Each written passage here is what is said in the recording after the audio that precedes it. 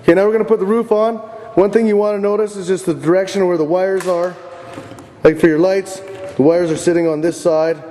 Same as your water spout is facing this way. And other lights. So everything's sitting on for this side. So you're going to want to make sure that the side all the wires are leading to is the side that's going to go towards the back panel for being able to hook up the water and electrical. Now the roof panels, there are pre-made holes in the wood and in the panel itself. So you're going to grab your screws and you're going to screw the roof onto the unit. Put all the screws in. Okay, for the shower handle assembly, the assembly is going to come looking like so, with the mounting brackets mounted on the inside. There's a set screw right there for an Allen key, so we're going to undo that Allen key, that set screw with the Allen key. We're going to take this out, and then we're going to take this small bolt and nut. The bolt's going to go through there, through the back side of the glass panel, and then the nut's going to connect it on the other side. So that's how that's going to be mounted. Another thing I just want to point out really quick is this is your holder for your handheld shower assembly, and it slips in. It is directional, so if you try to go in the wrong way, it's not going to fit. So just note that. It is adjustable as well with this. We'll go over that later. But anyway, so we're going to assemble these the mounting brackets. And we'll come around to the back side.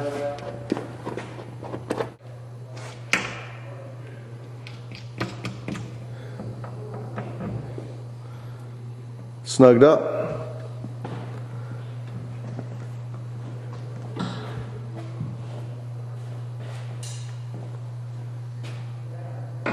We set it back in place, and he's going to do up the set screws with the Allen key for the bottom and then the top, and that's mounted. Next we're going to do the shelf. Here, I'll come over.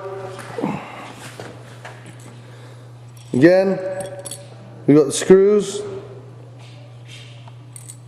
Screws are sit in. They're going to come through the backside, through the glass. We've got our nuts to do up on the back side. We've got a set screw on the bottom of both of these, so that set screw will be on the bottom, and it's going to hold the shelf inside of there. Okay, so now we're going to mount the handheld shower. You've got your gasket. You're going to make sure you always have a gasket in your water fittings. That's going to go into seal. It's going to thread onto the inlet. Little snug with the channel locks. Just a little snug with the channel locks is all they'll ever need. It's a good idea to put some duct tape onto the jaws of your channel locks, then you won't have to worry about damaging any of the chrome pieces. And there's your handheld shower. Adjustable up and down.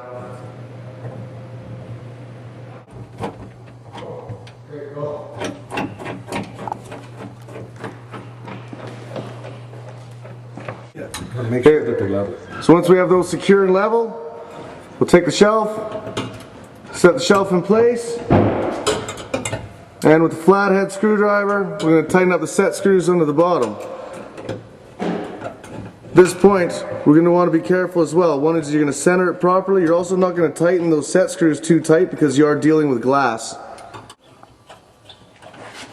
Okay, next what we do is we're pretty much done inside, so we're going to get a rag. You can wipe everything down inside, and we're going to set the floor down. Now looking at your floor pieces, there is, down the one side there, you can see that it's set back a bit, and it's flush on this side. Again, flush on this side, set back. So when we come over to the shower, you can see how there's a bit of a lip right there, and there's a lip on this side. So obviously, this part that's cut out is going to go to the sides, and where it's flush, they're going to go to the centers to meet up.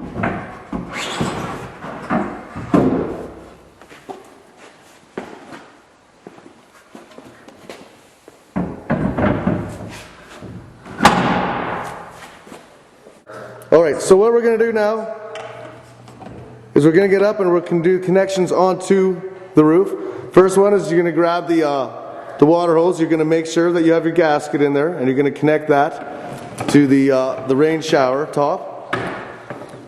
Again, you're going to thread that, pretty much go finger tight, and then take the channel locks and give it another quarter a turn to half of a turn. Here you go.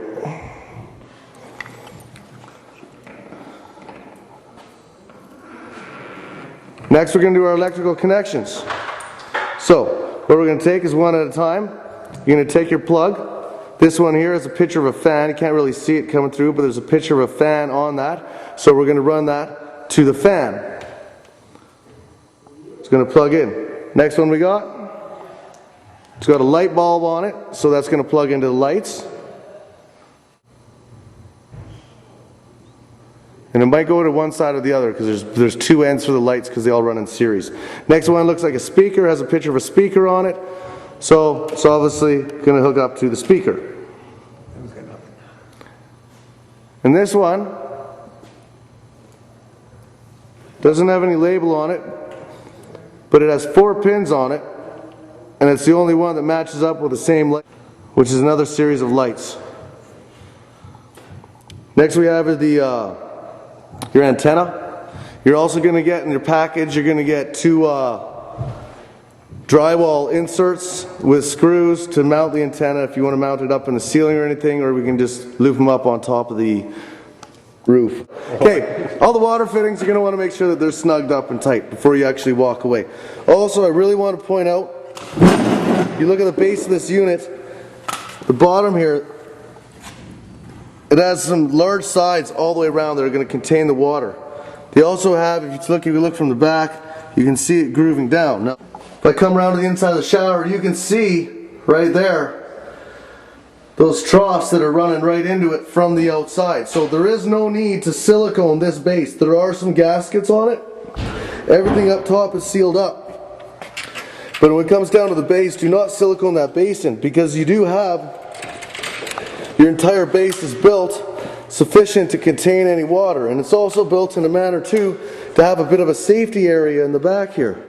It's going to drip back down into this rear area and allow the water to come into the shower instead of causing any damage to the floor area. We have at the bottom here, you have this hose. Sometimes it's extra long and kinked off. It's the drain hose for the steam unit, and that runs down in the bottom down to the rest of the drain. That's roughly it. You got your ETL approval. Okay, for your electrical, you have a main line coming in. It gets hardwired. It's going to run 230 volts, 30 amp circuit. Couple points inside to bring out. Your top selector is going to select for what option you're using. If it's your rain shower or your handheld type of deal. Your next dial down turns the water off and on. Your third one at the bottom here is actually your temperature selector for turning it up and down. So that's colder. As I turn it up and get hotter, it's going to get up to 38 degrees. Once you reach 38 degrees, you need to depress this button to go any hotter. Just a safety feature to eliminate anybody scalding themselves, or children, or drunk people. Down here is your steam. You can dial this as well. So the steam will just go down into the grates. So you get a picture of the grates there and diffuse out. Or you can turn it. Safest obviously is just to have it down and diffusing. This guy right here is your aromatherapy. So you can open this up and you can put some oils or some scents in there to go into your steamer. Guess a good time to be like if you had a bad cold, you could dump some eucalyptus down there and have a good eucalyptus steam.